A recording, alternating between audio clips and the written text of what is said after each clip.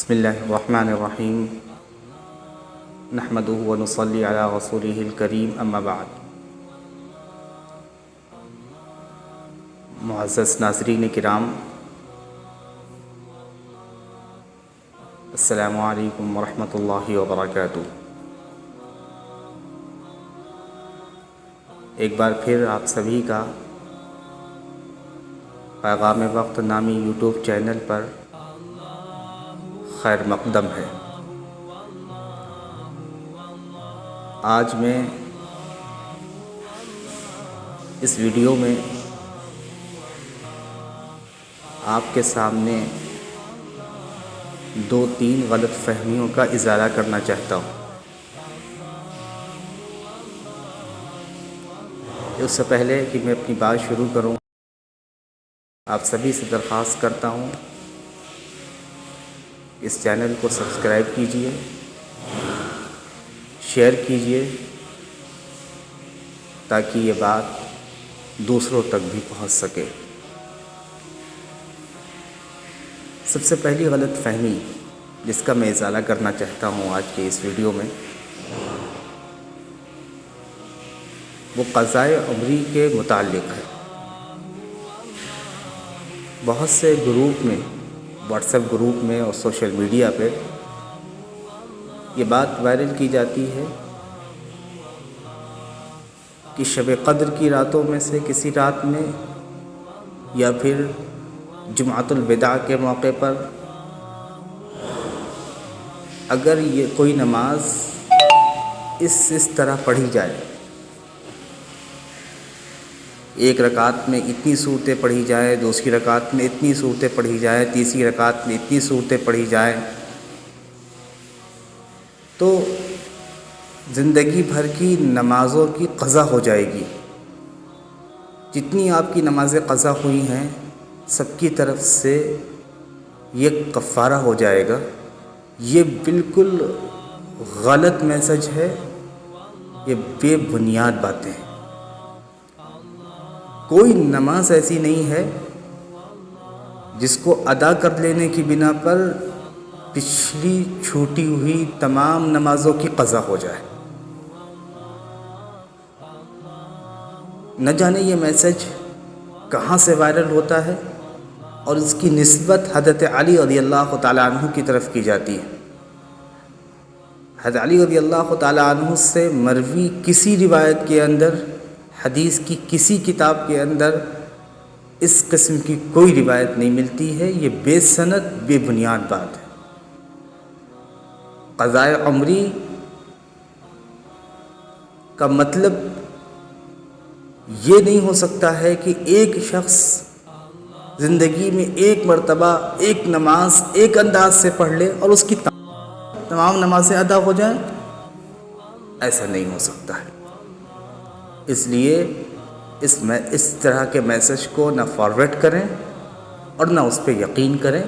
حضرت علی رضی اللہ تعالیٰ عنہ کا نہ یہ قول ہے نہ ان کا یہ عمل ہے، کسی روایت میں مروی نہیں ہے۔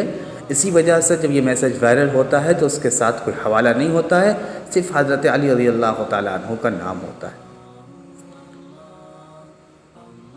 قضائے عمری کا طریقہ اور اس کی تفصیل انشاءاللہ کسی اور ویڈیو میں ذکر کی جائے گی۔ دوسری بات جس غلط فہمی کا میں ازالہ کرنا چاہتا ہوں وہ جمعۃ الوداع کے سلسلے میں۔ ہمارے یہاں یہ سمجھا جاتا ہے کہ جمعۃ الوداع کوئی تہوار ہے۔ جمعۃ الوداع کوئی تہوار اسلام میں نہیں ہے، مسلمانوں کا یہ کوئی تہوار نہیں ہے۔ صرف 2 تہوار ہیں مسلمانوں کے، ایک عید الفطر اور دوسرا عید الاضحیٰ۔ جمعۃ الوداع کوئی تہوار نہیں ہے، اس کے لیے کوئی خاص نماز کا طریقہ نہیں ہے، اس کے لیے کوئی خاص خطبہ نہیں ہے۔ اس بات کو ہمیں سمجھنا ہوگا۔ ہم بہت کنفیوژن میں رہتے ہیں یہاں پر کہ جمعۃ الوداع ہے، گویا کہ عید ہے، ایک چھوٹی عید ہے، اس کو کیسے منایا جائے، کیسے ادا کیا جائے۔ یہ عام جمعوں کی طرح ہی ایک جمعہ ہے، کوئی اس کی خاص فضیلت، کوئی اس کی خاص اہمیت نہیں ہے۔ جس کو ہم لوگ اپنی زبان میں الوداع الوداع کہتے ہیں، یہ الوداع الوداع کچھ نہیں ہے، جمعۃ الوداع ہے، اس کی کوئی خاص اہمیت اسلام کے اندر نہیں ہے۔ اس وجہ سے ہم رمضان میں اور رمضان سے پہلے پورے لاک ڈاؤن میں جس طریقے سے جمعے کی نماز پڑھتے چلے آ رہے تھے، یا جمعے کی نماز گھروں میں ادا نہ کرنے کی بنا پر ظہر کی نماز ادا کر رہے تھے، اسی طریقے سے ہم نمازیں ادا کریں، یہ کوئی خاص جمعہ نہیں ہے۔ ایک غلط فہمی جمعۃ الوداع کے بارے میں جو پیدا ہوئی، وہ غلط فہمی یہی ہے کہ جمعۃ الوداع یہ ایک خوشی کا موقع ہمارے یہاں ہے۔ سب سے پہلی بات کہ الوداع کے مطلب ہوتا ہے رخصت ہونا۔ رمضان رخصت ہو رہا ہے ہم سے، یہ کوئی خوشی کا موقع نہیں ہے۔ ممکن ہے کہ کسی اللہ والے نے جمعۃ الوداع کے موقع پر، جو آخری جمعہ ہو رمضان کا، اس موقع پر اپنی عبادت کو اور بڑھانے کے لیے، اپنی عبادت کو اور بڑھانے کے لیے، اور ایک رمضان جانے کے غم میں انہوں نے جمعے کے دن خاص اہتمام کیا ہو کہ آج یہ رمضان کا آخری جمعہ ہے، اب نہ جانے آئندہ ہمیں یہ رمضان کا جمعہ ملے یا نہ ملے، یہ برکت والا دن ملے یا نہ ملے، یہ برکت والا مہینہ ملے یا نہ ملے، چلو اس جمعے کو مسجد میں تھوڑا پہلے چلیں، چلو اس جمعے کو خاص اور اہتمام کر لیں، نماز کا، عبادت کا اور خاص اہتمام کر لیں۔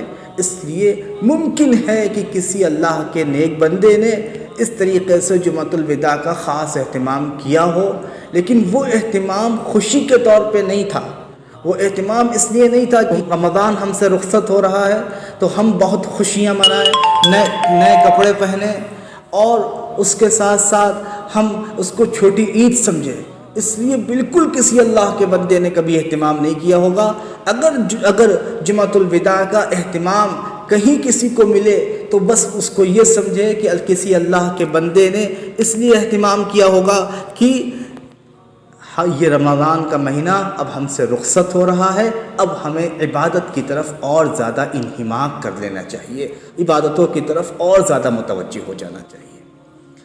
اس لیے پھر میں بات مختصر طور پر عرض کر دوں کہ جمعۃ الوداع یہ کوئی خاص جمعہ نہیں ہے، یہ عام جمعوں کی طرح ایک جمعہ ہے، اس کے اندر کسی خاص چیز کا اہتمام بالکل ضروری نہیں ہے۔ تیسری بات صدقۃ الفطر کے متعلق عرض کرنی ہے۔ عام طور پر لوگوں کے ذہن میں یہ بیٹھا ہوا ہے کہ صدقۃ الفطر یہ عید کی نماز کی بنا پر ادا کیا جاتا ہے، جب ہم عید کی نماز ہی عیدگاہ یا مسجدوں میں ادا نہیں کریں گے تو ہم پر صدقۃ الفطر نہیں ہے۔ نہیں، ایسا نہیں ہے۔ صدقۃ الفطر یہ ہمارے روزوں کا کفارہ ہے۔ صدقۃ الفطر کو جو واجب کیا گیا اسلام میں، وہ دو وجہ سے واجب کیا گیا۔ پہلا سبب اس کا یہ ہے کہ ہم جو روزے رکھتے ہیں، یقیناً اس میں کہیں نہ کہیں ضرور کوتاہی ہوتی ہے، ہم روزوں کا حق ادا نہیں کر پاتے ہیں، ہم روزوں کو جیسا رکھنا چاہیے ویسا نہیں رکھ پاتے ہیں، ہم سے جو کوتاہیاں ہو جاتی ہیں، ان کوتاہیوں کی تلافی کے لیے ہم یہ صدقہ نکالتے ہیں، کیونکہ صدقہ اللہ کے غضب کو بجھا دیتا ہے، کوتاہیوں کو ہم سے دور کر دیتا ہے۔ تو صدقۃ الفطر نکالنے کی جو وجہ ہے، وہ صدقۃ الفطر نکالنے کی وجہ یہ ہے کہ جو ہم سے کوتاہیاں ہو گئی ہیں پورے رمضان کے اندر، روزوں کے سلسلے میں جو ہم سے کوتاہیاں ہو گئی ہیں، ان کوتاہیوں کا ازالہ ہو جائے، ان کوتاہیوں کی طرف سے تلافی ہو جائے۔ دوسری وجہ کہ جو غربا، جو مساکین ہیں، جو نادار لوگ ہیں، جو غریب لوگ ہیں، وہ غریب نادار لوگ اس عید کی خوشی میں ہم سب کے ساتھ برابر کے ساتھ شریک ہو جائیں، عید کی خوشی میں ہم سب کے ساتھ وہ شریک ہو سکیں۔ اس وجہ سے صدقۃ الفطر بھی نکالا جاتا ہے، تاکہ جو غریب ہے، مسکین ہے، یتیم ہے، وہ بھی عید کی خوشی میں شریک ہو سکے۔ اب صدقۃ الفطر نکالنا کتنا ہے؟ صدقۃ الفطر نکالنا کتنا ہوتا ہے؟ ہم لوگ پوچھتے ہیں صدقۃ الفطر کی مقدار کتنی ہے؟ دیکھیے، جو مقدار علماء بتلاتے ہیں، جو مقدار مدارس سے نکلنے والے پرچوں میں ذکر کی جاتی ہے، وہ مقدار سب سے کم مقدار ہوتی ہے۔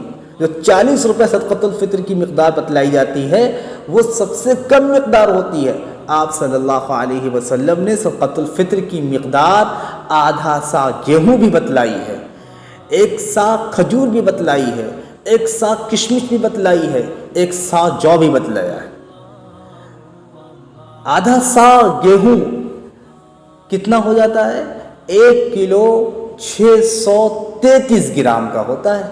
1 کلو 633 گرام اور 1 سا 3 کلو 266 گرام کا ہوتا ہے۔ اب آپ صلی اللہ علیہ وسلم نے آدھا سا گیہوں بھی ذکر کیا، 1 سا کھجور بھی ذکر کی، 1 سا کشمش بھی ذکر کی، 1 سا جو بھی ذکر کیا۔ ایسا کیوں کیا؟ اس کے پیچھے یہ راز نبوی ہے کہ اگر تم بہت غریب ہو تو آدھا سا گیہوں کے ذریعے، یعنی 1 کلو 633 گرام گیہوں دے کر یہ صدقۃ الفطر ادا کر لو۔ اگر تم بہت امیر ہو تو 3 کلو 266 گرام یعنی 1 سا کشمش ادا کر لو۔ اگر اس سے کم درجے کے ہو تو ایک سا کھجور ادا کر دو۔ اس سے کم درجے کے ہو تو 1 سا جو، 1 سا کی مقدار میں نے بتلائی کہ 3 کلو 266 گرام ہے۔ تو اگر کوئی شخص بہت کم درجے کا ہے تو وہ 40 روپے ادا کر دے۔ کوئی ادا کر سکتا ہے اپنی طرف سے، اپنے گھر والوں کی طرف سے 100 روپے تو 100 روپے ادا کر دے۔ کوئی ادا کر سکتا ہے 200 روپے تو 200 ادا کر دے۔ کوئی 500 ادا کر سکتا ہے 500 ادا کر دے۔ کوئی ادا کر سکتا ہے 1000 روپے تو 1000 روپے ادا کر دے۔ جتنا ہم اپنے روزوں کی طرف سے کفارہ ادا کر دیں گے اور جتنا اپنی رقم نکال کر ہم غریبوں کی مدد کریں گے اور غریبوں کو جتنی خوشیاں دیں گے، اتنا ہی ہمارا اللہ ہم سے خوش ہوگا، اتنا ہی ہمارا اللہ ہم سے خوش ہوگا۔ تو میرے بھائیوں، اس کو ہم 40 روپے کے اندر محدود نہ کیا کریں۔ ہم سے پوچھا جاتا ہے، لوگ پوچھتے ہیں کہ کتنی ہے صدقۃ الفطر، کتنا ہے؟ سب سے کم 40 روپے ہے، لیکن اس کا مطلب یہ نہیں ہوتا 40 روپے ہی نکالیں۔ ہم لوگ سمجھتے ہیں کہ 40 روپے ہی نکالیں، نہیں، سب سے کم مقدار ہے، جس سے جتنا ہو سکے اتنی مقدار صدقۃ الفطر نکال لیں۔ آپ 40 روپے یہ سب سے کم مقدار ہے، یہ آپ کو نکالنا ہی ہے، اس سے زیادہ جتنا چاہیں آپ نکال سکتے ہیں۔ اور آخر میں عرض کروں کہ انشاءاللہ اگلی ویڈیو میں عید کی نماز کے متعلق ذکر کیا جائے گا کہ عید کی نماز کیسے گھر پہ پڑھیں، کیسے خطبہ دیں، عید کی نماز کا طریقہ کیا ہوتا ہے۔ انشاءاللہ اگلی ویڈیو میں اس پر تذکرہ کیا جائے گا۔ اللہ تعالی ہم سب کو کہنے سننے سے زیادہ عمل کی توفیق نصیب فرمائے۔ وآخر دعوانا الحمدللہ۔